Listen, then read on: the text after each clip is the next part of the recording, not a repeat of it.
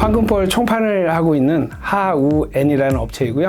이 황금볼은 고반발력 투피스 공에다가 24K 금 도금을 한 겁니다. 황금볼은 실제 타구를 할 수 있는 공인구입니다. 한번 드라이브를 치시면 10m에서 20m까지 더 멀리 날아갑니다. 여러분들이 알고 계시는 지인들에게 선물하기를 강력하게 추천드립니다. 황금볼의 이 화려함 때문에 분위기가 굉장히 화사해집니다. 여러분의 행운과 건강이 함께 하시길 기원드립니다. 안녕하세요. 한혜솔입니다. 네, 여러분, 오늘도 깜짝 영상과 함께 이벤트를 들고 왔는데요. 이 골프 치시는 분들에게는 골프공보다 더 좋은 선물이 없잖아요. 최근 코로나 때문에 필드 나가시는 분들 더 많아졌는데요. 반짝반짝 금이 입혀진 골프공으로 화사하게 기분 전환해보시면 좋을 것 같습니다. 아시죠? 010-6702-4656으로 홀인원이라고 세 글자 문자 딱 보내주시면 신청자 전원에게 종목 추천 3일 무료 이용권과 함께 또 베르티니의 스페셜 골드 에디션 3구를 선물로 드립니다. 좋은 기회 놓치지 말고 꼭 참여하세요. 네, 그럼 7월 10일 브리핑 시작해 보도록 하겠습니다. 먼저 뉴욕 증시 마감 상황입니다. 혼조세를 보였는데요. 코로나19 재확산에 따른 재봉쇄 우려로 좀 기술주만 질주하는 모습이 나타났습니다. 다우지수는 1.39%, S&P 500은 0.56% 떨어졌고요. 기술주 중심의 나스닥 지수만 0.53% 오르면서 이틀째 사상 최고치 행진을 이어갔습니다. 코로나19 재확산이 심각하게 전개가 되자 투자자들의 심리가 얼어붙었습니다. 미국 코로나19 누적 확진자 수는 319만 명을 넘어섰고요. 일일 신규 확진자도 6만 명 안팎으로 계속 발생하고 있습니다. 누적 사망자 수도 13만 5,447명을 기록하면서 확진자 그리고 사망자 모두 압도적인 세계 1위입니다. 상황이 이렇다 보니 생각하기도 싫은 그 단어, 셧다운이 다시 언급됐습니다. 미국의 핵심 방역 당국자인 앤서니 파우치 국립 알레르기 전염병 연구소 소장은 팟캐스트에 출연해서 이렇게 말했습니다. 미국 내 모든 주는 봉쇄를 진지하게 검토해야 한다. 재봉쇄 소식만큼은 절대 듣고 싶지 않은데 좀 지금 상황으로 봐서는 어떻게 될지 모르겠습니다. 트럼프는 또 경제를 빨리 재개하자고 주장하고 있으니까요. 네, 그나마 시장의 하락폭을 줄인 건 고용 지표였는데요. 지난주 미국의 신규 실업수당 청구 건수는 131만 건으로 전주 대비 10만 건 줄었고요. 당초에 전문가들이 예상한 140만 건보다도 크게 낮은 수준입니다. 14주 연속 감소세를 이어가고 있기는 하네요. 네, 이렇게 혼란스러운 속에서도 마가의 상승 행진은 계속됐습니다. 언택트 수혜주인 마이크로소프트와 애플, 알파벳, 아마존 모두 올랐는데요. 특히 격리 생활의 가장 큰 수혜주로 꼽히는 전자상거래 업체 아마존은 3.3%나 뛰면서 최고치를 갈아치웠습니다. 자, 미국 증시에서 언택트 관련주들의 질주가 계속되고 있는 영향을 받아서 국내 언택트주들도 더 오르겠다는 기대감이 생기고 있는데요. 오후 1시 18분 국내 시황 짚고 가도록 하겠습니다. 외국인과 기관이 던지는 매물 폭탄에 코스피는 2150선까지 내려왔고요. 코스닥도 770선 후반까지 밀린 상황인데요. 역시나 국내 증시에서도 언택트주 거침이 없습니다. 네이버 오늘도 오르면서 신고가를 경신했고요. 삼성 바이오로직스를 제치고 시총 3위에 올라선 모습입니다.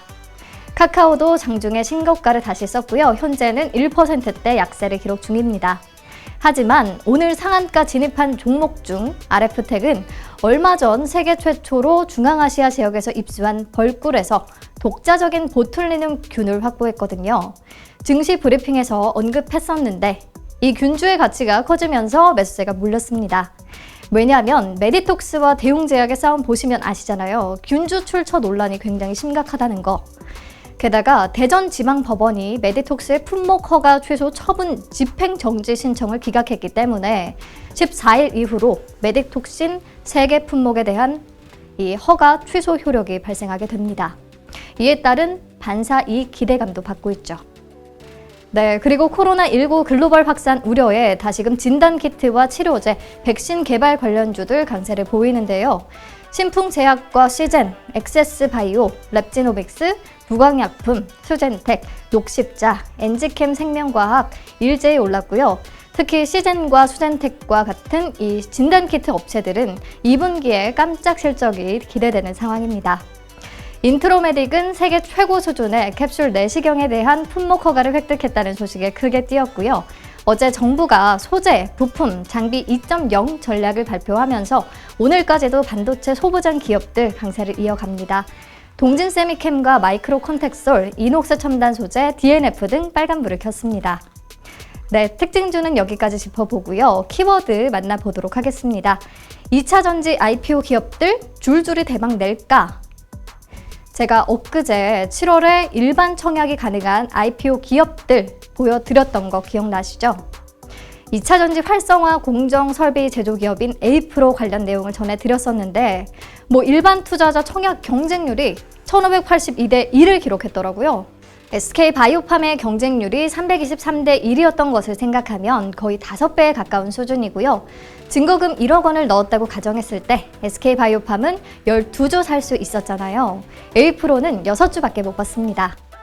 물론 SK바이오팜은 4개 증권사에서 청약이 진행됐고 에이프로는 NH투자증권 딱 한 곳에서만 청약이 가능했던 부분도 영향을 미쳤지만 이렇게 에이프로의 청약이 좀 흥행할 수 있었던 가장 큰 이유는 아무래도 2차 전지 관련 기업이라는 부분이 크게 작용한 것 같습니다. 2차 전지 시장의 성장세는 감히 예측할 수 없을 만큼 크게 평가받고 있으니까요. SK바이오팜 상장 직후이기 때문에 타이밍이 굉장히 좋기도 했죠. 그런 면에서 또 한 번의 흥행이 기대되는 기업이 있습니다. 자, 에이프로 바로 밑에 보이시는 TSI라는 회사인데요. 코넥스에서 코스닥으로 이전 상장을 진행합니다. TSI는 어떤 회사냐면요.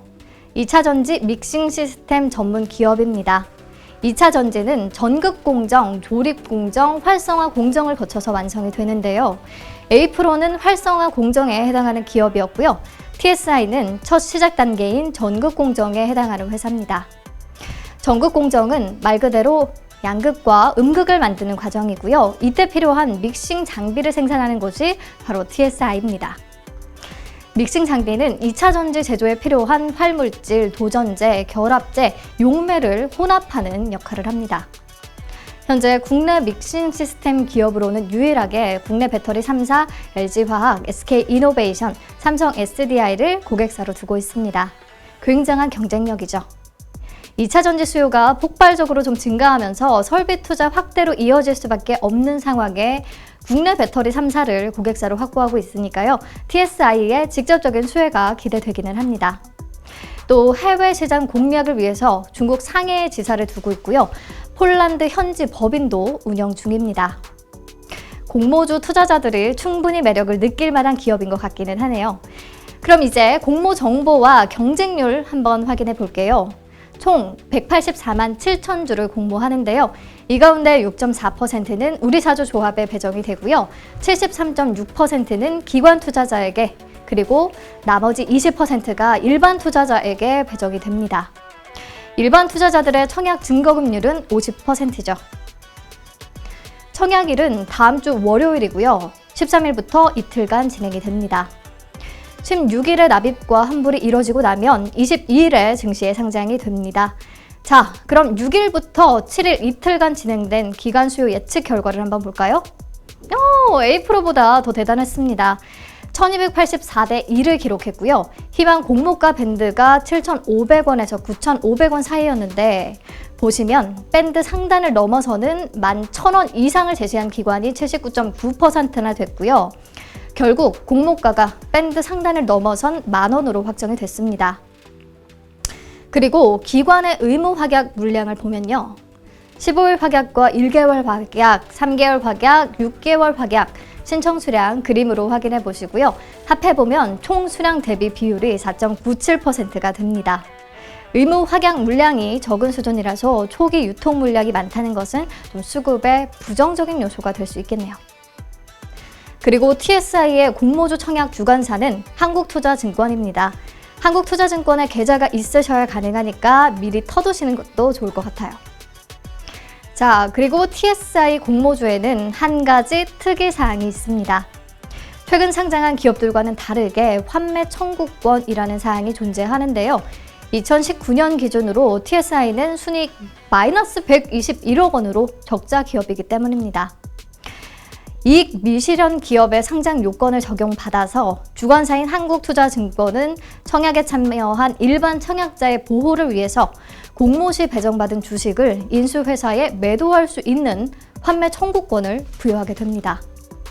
행사 가능 기간은 상장일로부터 3개월까지고요. 권리 행사 가격은 공모가의 90%인데 이게 다 무슨 말인가 싶으시죠?